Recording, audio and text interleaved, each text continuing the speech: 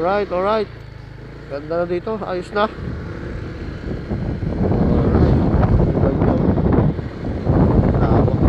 Ganda na, simentado na. Baba, simentado na. Nagtaas natin yung simentado na. Sinimentohan to. So, mga tol, no? Punta ko ng Naik ngayon. Gaya ng isang item. Sana may maisabay pa para magandang biyahe-biyahe ngayon. So, yan tol, no? Sinimento na yung ibaba. Ang ganda na, may daanan na. Sakyan. Dati, umukay pa lang yun.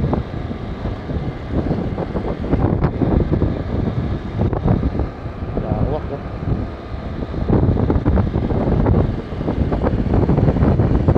Tayo ng Naik mga tol. Outside. At doon, tatayo ang establishment dyan. Suder. Marami ka ako ng establishment dito. Marami. Alright, going to Naik tayo, baby.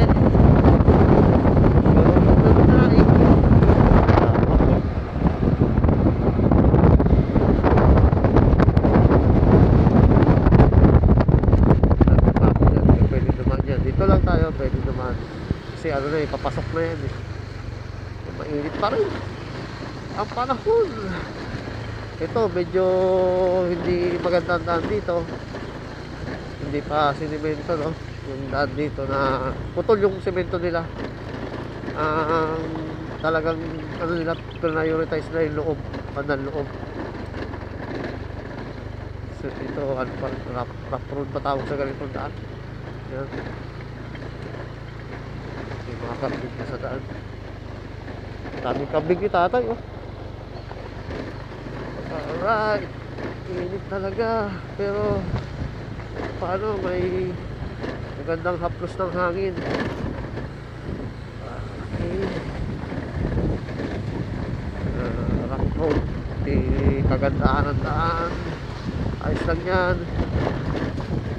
Basta nakakadaan pa tayo, hindi apektado yung motor natin.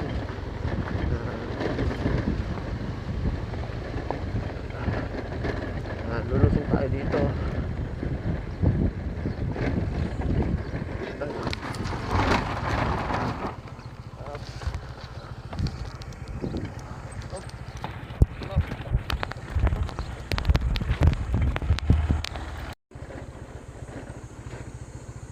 So ayan, no, madulas-dulas kasi ginamit ko lang ay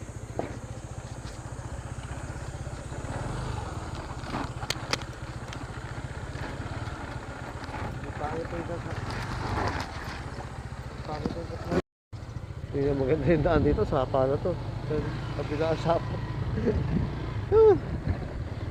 Talaga madulas lang kapag isang preno lang ginamit mo sa unahan. Bakit na lang kaya dito ikano mag-preno ng isa lang, kaya talaga dalawa.